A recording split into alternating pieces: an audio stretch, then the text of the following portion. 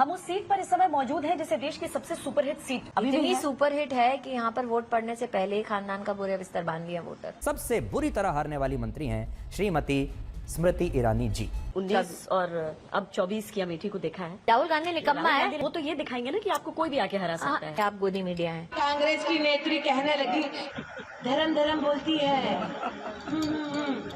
तो चलिए शुरू करते हैं। दोस्तों, स्मृति ईरानी का फेक न्यूज, मजाक उड़ाना, अहंकार, घमंड और सत्ता के नशे में चूर वाला इसके वीडियोस नहीं देखा तो कुछ नहीं देखा। तो पूरी वीडियो देखिए और एंजॉय कीजिए। हम उस सीट पर इस समय मौजूद हैं जिसे देश की सबसे सुपरहिट सीट माना जा रहा था। अभी भी इतनी है। सुपरहिट है कि यहाँ पर वोट पड़ने से पहले ही खानदान का बुरे बिस्तर बांध लिया वोटर। सबसे बुरी तरह हारने वाली मंत्री हैं श्रीमती स्मृति ईरानी जी।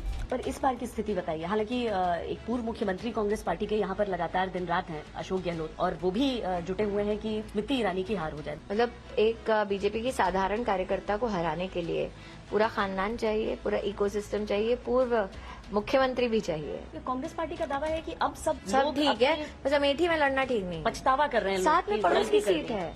मैं वही तो कह रही हूँ, पड़ोस की सीट है। वो कह रहे हैं गलती कर दी। तो फिर लड़ लेते। कर रहे हैं कि मैं कह रही हूँ ना, फिर लड़ गांधी लेते। को हराया। क्या गलती की? हाँ जी, तो इस गोदी एंकर ने जैसे ही अमेठी को सुपरहिट सीट बताया तो स्मृति ईरानी का अहंकार भरा जवाब आपने देखा कि कितना सुपरहिट है कि वोट पड़ने से पहले ही खानदान का बुढ़िया बिस्तर वोटर्स ने बांध दिया। सच में अमेठी के वोटर्स ने बुढ़िया बिस्तर बांध दिया, पर गांधी परिवार का नहीं बल्कि इसके खुद का, वो भी बहुत बेरहमी के साथ कई लाख वोटों से। और जहां तक बात रही अमेठी से राहुल गांधी जी का चुनाव न लड़ना, तो ये किसी नेता का कमजोरी नहीं बल्कि बड़े नेता होने का सबूत है, जो कि इन्हें कभी समझ में नहीं आएगा, और ना ही आए तो बेहतर है। और इस चुनाव में स्मृति ईरानी ने व्हाट्सएप यूनिवर्सिटी वाला फेक न्यूज भी फैलाने का काम किया कि राहुल गांधी ने कहा कि इधर से आलू डालो और उधर से सोना निकलेगा, जो कि ये फेक न्यूज है। और ये बयान असल मायने में इनके बड़े नेता नरेंद्र मोदी का है, पर कहें तो कहें क्या,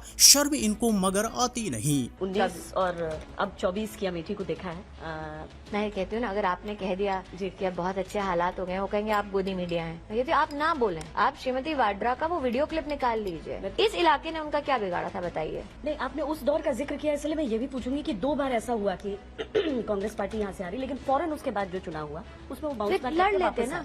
इस बार नहीं होगा वैसा। मैं तो वही कह रही हूँ, लड़ लेते। उनको खुद भी तो एहसास हुआ होगा कि नहीं जीत पा रहे, इसलिए तो नहीं लड़े। वो तो ये दिखाएंगे ना कि आपको कोई भी आके हरा सकता है। ठीक है, इसका मतलब राहुल गांधी छोड़ के कोई भी हरा सकता है, यही कह रहे हैं कि राहुल गांधी निकम्मा है। मैं अपनी माँ की सीट से जाऊंगा। ऐसा है। दादी की पहले चुनाव में बोल रहे थे कि मशीन ऐसी बनाएंगे, एक छोर से आलू डालोगे तो दूसरी छोर से सोना निकलेगा। मेरे शब्द नहीं है, नरेंद्र मोदी जी के शब्द हैं। हाँ जी, और हर बार इसकी बात घूम फिर कर वहीं अटक जाती है, चाहे इंटरव्यू रहा हो या फिर कोई रैली। कहती हुई दिख रही है कि हिम्मत था तो राहुल गांधी अमेठी से चुनाव लड़ लेते। बात तो सही है, इसका खीज हम समझ सकते हैं, और अमेठी की जनता ने भी खूब समझा, इतना समझा कि इसे अमेठी से बाहर का रास्ता दिखा दिया। और राहुल गांधी को कहां से चुनाव लड़ना चाहिए या नहीं लड़ना चाहिए, ये फोकट का मशवरा देने वाली ये होती कौन है। और ज्यादा ही अगर मशवरा देने का शौक है तो राहुल गांधी का पीए बन जाओ, क्योंकि राहुल गांधी ने इसे कभी वैल्यू दिया ही नहीं, इसे कभी सीरियसली लिया ही नहीं। इसी बात का दरअसल खीज है,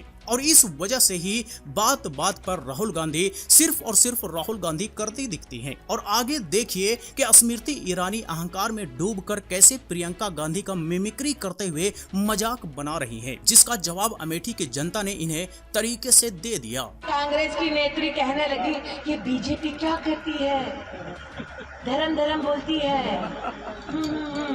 सबसे बुरी तरह हारने वाली मंत्री हैं श्रीमती स्मृति ईरानी जी।